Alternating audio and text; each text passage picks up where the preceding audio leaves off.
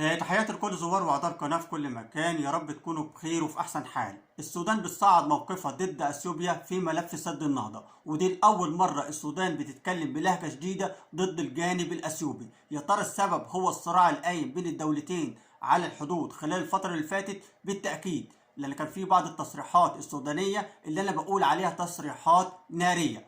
اول تصريح من الجانب السوداني صرح وقال ان الجانب الاثيوبي غير موثوق فيه بالمره، ده حتى الاتفاقيات اللي بينه وبينه واللي بقالها سنين حاليا اثيوبيا بتنكرها وبتقول لك نعمل اتفاقيات جديده، فازاي هنثق فيها في اتفاقيات سد النهضه؟ ده اول تصريح. التصريح الثاني واللي هو خطير جدا، السودان صرحت وقالت مش هنسمح لاثيوبيا بفرض الامر الواقع علينا والسماح ليها بالملء الثاني لسد النهضه. طبعا دي لهجه شديده احنا مش متعودين عليها من الجانب السوداني. خلال الفتره اللي فاتت او من اول المفاوضات دايما كان الجانب السوداني عليه علامه استفهام، واحنا كنا بنسال حتى في بعض الفيديوهات اللي كنا بنقدمها على القناه، هو ليه الجانب السوداني ساكت؟ دايما المتحمس واللي بيطلع بتصريحات واللي بيجري في ملف سد النهضه هي مصر، مع ان السودان ومصر في مركب واحد. ليه الجانب السوداني ساكت؟ يمكن انا قلت في بعض الفيديوهات هو اثيوبيا مقدمه رشوه للجانب السوداني عشان يسكت؟ طب انا بقول الكلام مجرد فكره جت في دماغي، لكن للاسف الشديد الفكره اللي جت في دماغي واللي انا قلتها في الفيديو طلعت حقيقه وعلى ارض الواقع. بالفعل اثيوبيا كانت مقدمه رشوه للدوله السودانيه عشان تسكت حتى يتم الانتهاء من سد النهضه.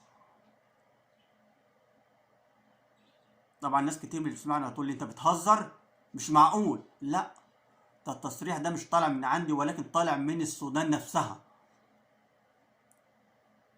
وممكن تفكروا شويه، هي ليه في اول المفاوضات السودان كانت ساكته ما بتتكلمش؟ ليه دايما اللي كان متحمس او في وش المدفع زي ما احنا بنقول كانت مصر؟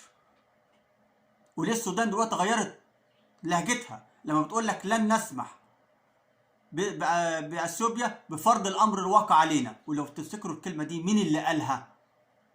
اللي قالها الرئيس عبد الفتاح السيسي في تقريبا في جوله من المفاوضات، وقال لك او في الامم المتحده تقريبا، وقال لك احنا مش هنقف ضد مصالح اثيوبيا.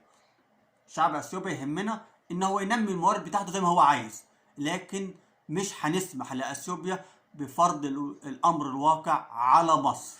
حاليا نفس التصريح المصري قالوا بالحرف الجانب السوداني.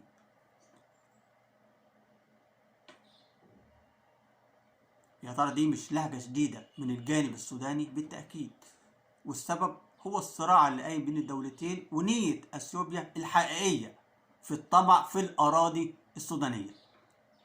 المهم هدخل في التقرير وهنعلق على بعض النقط عشان ما اطولش عليكم، لان في بعض الناس بتقول لي انت بتطول في الفيديو ليه؟ يا جماعه انا بطول في الفيديو غصب عني حسب التقرير اللي قدامي وحسب الموضوع اللي انا بتكلم فيه. مش معقول انقل نص الحقيقه للناس ونص الحقيقه التاني اسكت، يبقى انا كده مش صادق وما ينفعش ان انا اعمل فيديو. لكن عشان الخص الفيديو مثلا في 5 دقايق في 10 دقايق حسب الموضوع اللي انا بتكلم فيه. المهم هدخل في الموضوع على طول او في التقرير عشان ما اطولش عليكم ونختصر على قد ما نقدر. لكن يا ريت في البدايه ما تنسوش الاشتراك في القناه وتفعيل زر الجرس عشان يوصلكم كل جديد وعمل لايك للفيديو. خلال الساعات اللي فاتت اعلن المتحدث الرسمي باسم مجلس السياده السوداني محمد الفلكي ان الخرطوم لن تسمح لاثيوبيا بفرض سياسه الامر الواقع حول ملف سد النهضه. طبعا هو بيقصد فيه الملء الثاني لسد النهضه اللي هو المفروض يتم في شهر 7 اللي جاي. طبعا السودان، او مش هقول مصر لان مصر كانت حاسه وعارفه ومتاكده مليون في الميه في المرحله الاولى اللي كانت بتنكر فيها اثيوبيا ملء سد النهضه، كانت ماشيه في المفاوضات وفي نفس الوقت ماشيه في اجراءات ملء السد الاول، ملء المرحله الاولى. وطلعت بعد كده بفيديو مدته تقريبا دقيقه و10 ثواني ونشرته على موقع التواصل الاجتماعي تويتر، وقالت يا جماعه ده السد اتملى نتيجه السيول والامطار. طبعا انا طلعت فيديو بعدها واتكلمت كلام يعني مفيش داعي ان انا اكرره في الفيديو ده، بس كلام استغراب. قلت يعني هي اثيوبيا مفكره ان الناس اللي حواليها او الدول اللي حواليها دي حاطه صباعها في بقها؟ مش فاهم اللي بتعمله اثيوبيا خلال الفتره اللي فاتت؟ مش عارف ان اثيوبيا اصلا بتلعب من ورا الترابيزه؟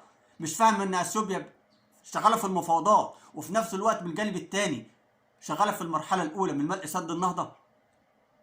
دلوقتي السودان صحت وقالت لك مفيش ملء تاني لملء سد النهضه الا لما نوصل لاتفاق مرضي بين الاطراف الثلاثه.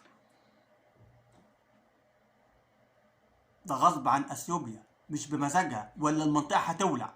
وانا هقول لكم ليه رئيس الوزراء الاثيوبي ابي احمد مصمم على اكمال سد النهضه. هو بيعتبره حمايه للاراضي الاثيوبيه. طبعا دي فكره جديده مفيش حد يعرفها، ولكن ممكن ناس تقول لي لا ده هو اصلا عندي. لا، سيبك من العناد. هو مصمم على سد النهضه لانه بالفعل هو اللي هيحمي الاراضي الاثيوبيه. ولو تفتكروا لو سد النهضه موجود دلوقتي والصراع اللي قايم بين السودان واثيوبيا، ما كانتش اثيوبيا رجعت لورا، ولكن كانت هتضرب بقوه. ده اللي عندها اللي يحميها هو سد النهضه. لكن دلوقتي هي عارفه قوه الجيش السوداني بعد المقارنه اللي احنا عملناها، وفي نفس الوقت دولة السودان مش لوحدها ولكن ليها حلفاء.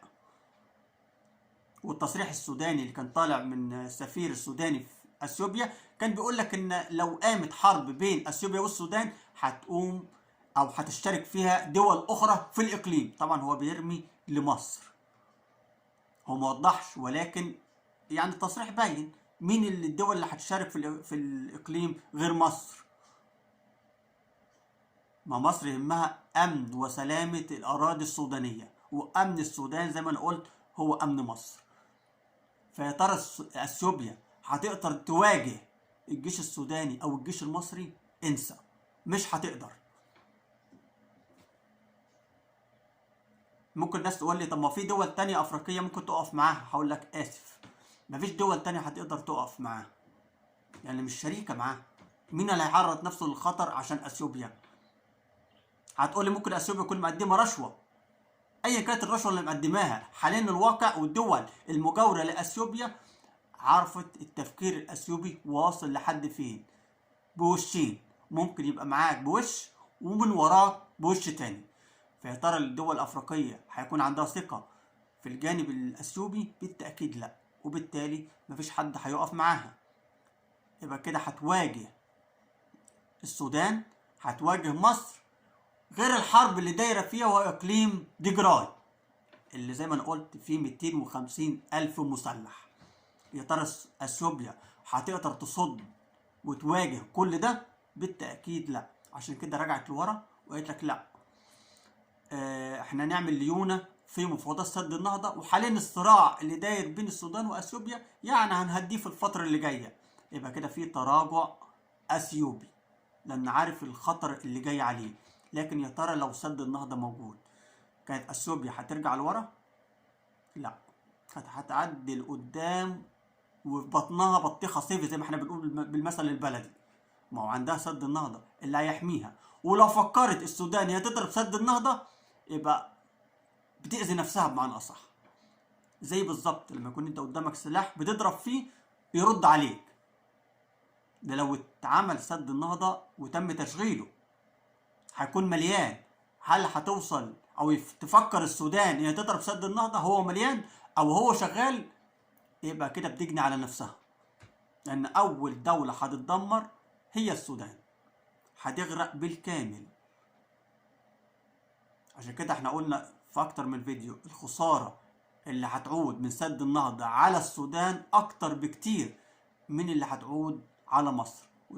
ودلوقتي السودان فكرت بجديه وعرفت مخاطر سد النهضه. المهم في التصريح اللي طلع من السودان قالت لك لن نسمح لاثيوبيا بفرض سياسه الامر الواقع حول سد النهضه. يعني المرحله الثانيه من الملء ما تتمش الا لما يتم الاتفاق بين الاطراف الثلاثه. وده تطور خطير جدا، وصفه بعض المراقبين الدوليين بانه تصريح خطير جدا وغير مسبوق بيطلع بيه الجانب السوداني، خاصه في ظل التطورات الاخيره على الحدود بين البلدين، وده السبب الأساسي اللي خلى السودان بتغير من لهجتها ضد الجانب الأثيوبي. التصريح الثاني أو الأولاني كان بتقوله السودان، قالت لك أصبحت شريك غير موثوق فيه، واللي صرح بهذا الكلام الدكتور محمد نصر علام وزير الري السابق في حوار أو في حديث كشف عن أسباب وقال أو كشف عن الأسباب اللي دفعت الخرطوم لتغيير موقفها اتجاه سد النهضة، تغيير 180 درجة.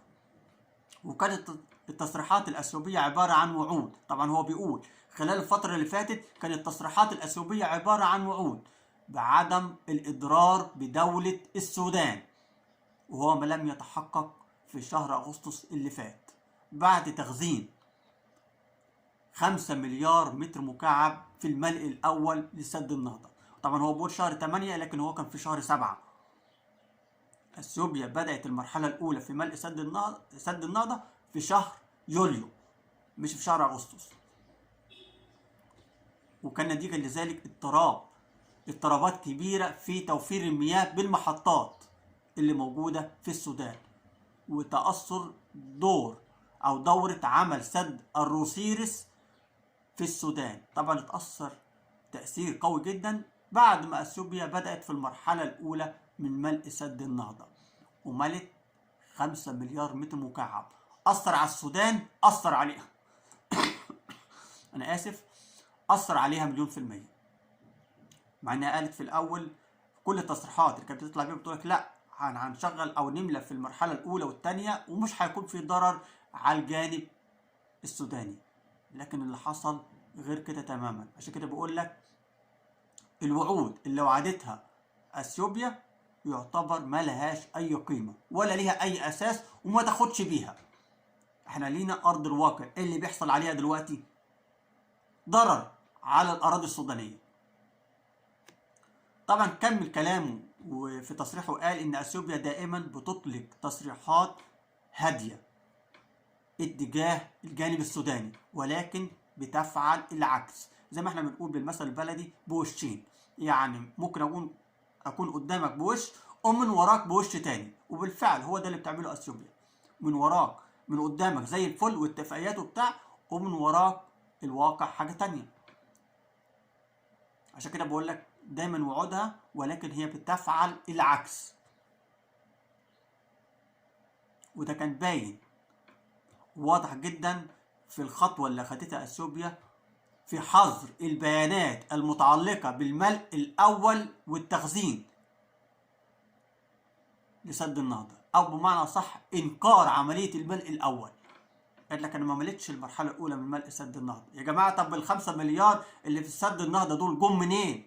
المية اللي قيمتها 5 مليار متر مكعب جم منين؟ طلع لك الجانب الأثيوبي وقالت لك لا ده نتيجة الأمطار والسيول. يا فرحة قلبي، هو في امطار في الوقت اللي بتتكلم فيه اثيوبيا وبتصرح بهذا الكلام؟ انا ما سمعتش ان في امطار اصلا في اثيوبيا. ويا ترى في امطار وسيول تملى سد النهضه 5 مليار متر مكعب؟ 5 مليار، لو مليار واحد هقول لك ماشي مع ان ده صعب، لكن 5 مليار ده لو دل على شيء فبيدل على كذب الجانب الاثيوبي. وكمل تصريحه وقال ان الصراع الحدودي اللي دار بين السودان واثيوبيا خلال الفترة اللي فاتت كشف الوجه الحقيقي لأديس أبابا، يعني كشف الوجه الحقيقي لأثيوبيا، للأشقاء اللي موجودين في السودان سواء حكومة أو شعب. وده بالفعل. هو أنت لما تعتدي على الأراضي السودانية يبقى ده فيه إيه؟ هل أنت بتقدر الشعب السوداني؟ لأ. مع العلم الشعب السوداني هو اللي وقف معاك في أزمتك مع ديجراي. مش عايد الكلام تاني، أنا قلته في فيديو قبل كده. تمام؟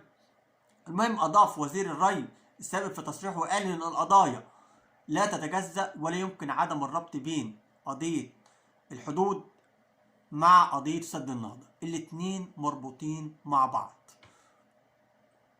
وقال إن السودان بدأت تغير نظرتها والتعامل الكامل في القضايا مع دولة أثيوبيا بدون تحريض من القاهرة. خلوا بالكم من الكلمة ديت، لأن في تعليقات كتير احنا بنشوفها. حتى بعد ما بدأ الصراع السوداني الأثيوبي كانت في ناس بترمي وتقول لك ده مصر ليها يد في الصراع القايم. يا جماعة ليها يد فين؟ ويا ترى اللي بيتكلم ده مش يتكلم بدليل؟ طب يا ترى هي ليها صراع، ليها يد، أنا بتكلم على مصر، ليها يد في الصراع اللي داير داخل أثيوبيا نفسها في إقليم دجراي، ولا إقليم أمهرة، ولا إقليم بني شنكول؟ ما هو ده اللي ناقص. تقول لي مصر ليها يد في كل اللي بيحصل على الأراضي الأثيوبية. يا ريت اللي بيتكلم يجيب دليل من عنده. احنا قلنا مصر والسودان في خندق واحد في ملف سد النهضة، لكن الصراع اللي قايم بين الدولتين سببه ايه؟ ولو تفتكروا مين اللي بدأ اصلا؟ مين اللي بدأ في الصراع؟ معلش انا بتكلم بلهجة جديدة، اصل الكلمة الصراحة بتضايقني. يعني ايه القاهرة او مصر ليها يد في الصراع السوداني الاثيوبي؟ لو الدولتين كل واحدة في حالها، مش عارف اوصفها ازاي، و جت مصر ضربت فتيل او حاجة هقول لك ماشي. لكن اللي بدأ بالصراع الجانب الاثيوبي، حتى مش السودان. لو بدأت السودان هقول لك ممكن يكون كلامك صح والقاهرة ليها دور في الكلام ده، لكن مين اللي بدأ؟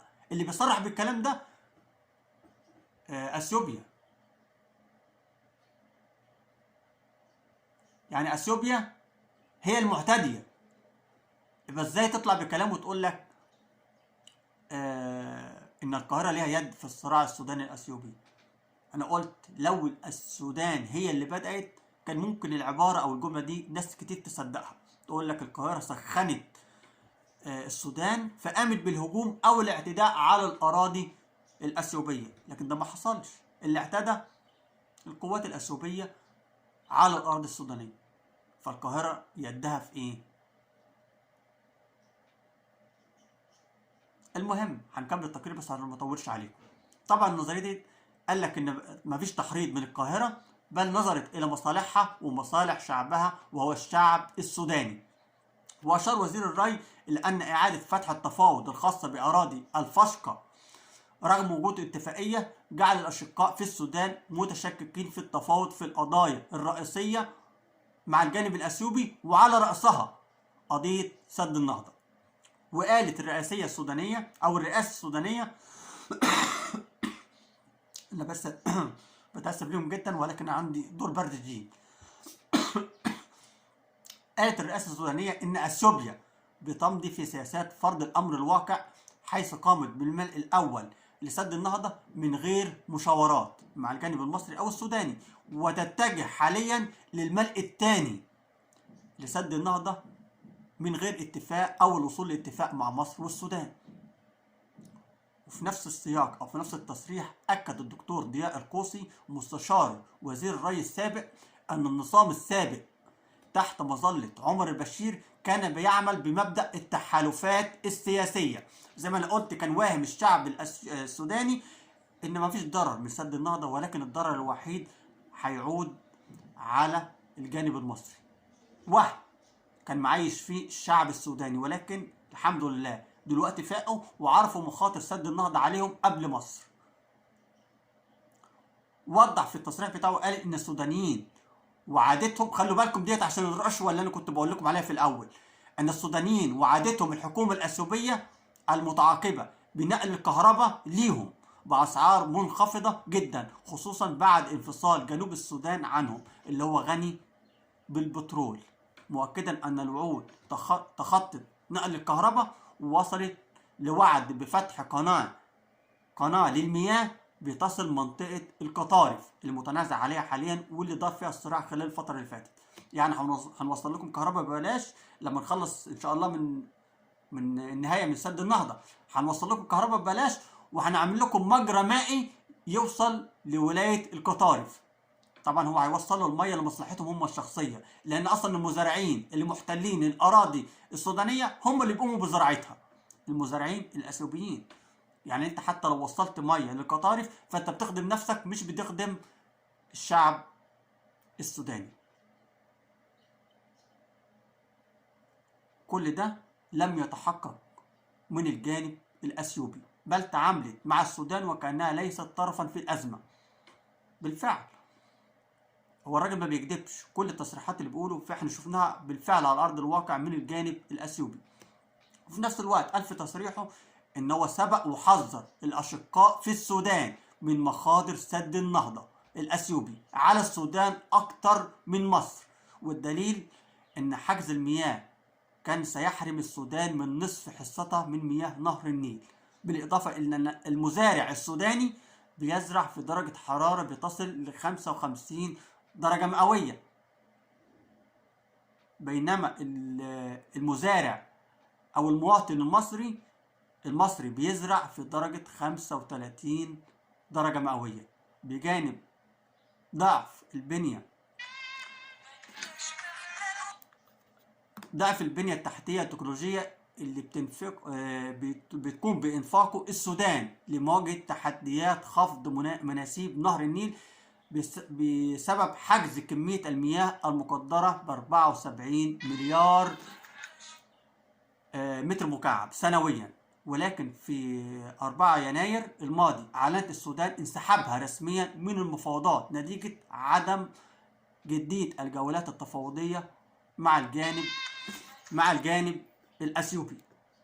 وقالت إن دور المراقبين أو الخبراء الأفارقة يتغير من مراقبين لوسطاء، والأمر ده رفضته اثيوبيا بالمره، وقالت دور الخبراء هيفضل زي ما هو. وقال الدكتور عباس شراكي استاذ الموارد المائيه والري ان السودان واحده من اكثر الدول هتتاثر بسد النهضه في ظل تاثر سد الروسيرس والفيضانات اللي ضربت البلاد بشكل عنيف. لو تفتكروا الكلام ده اللي بيقوله، الفيضانات اللي كانت في السودان اللي قامت باغراق 600 منزل سوداني، وفي الوقت ده تعالت أصوات الخبراء السودانيين بضرورة التأكد من عدم حدوث هذا الخطأ في سد النهضة اللي هو بيحتوي على 5 مليار متر مكعب. آخر فقرة في التقرير عشان مطولش عليكم، قال لك لو حصل أي حدوث انهيار كلي أو جزئي لسد النهضة سواء عن طريق العنصر البشري يعني حد ضربه أو طبيعي، هتعني إغراق عدد كبير أو أجزاء كبيرة من دولة السودان الشقيقة. عرفتوا بقى المخاطر جاية منين؟ يعني مخاطر سد النهضة على السودان أكتر على مصر. أنا آسف اللي طال عليكم، ولكن ده خبر كان مهم جدا عشان تعرفوا إن السودان عرفت تغير لهجتها اتجاه الجانب الأثيوبي. هسيبكم دلوقتي في رعاية الله، وانتظرونا في فيديو آخر.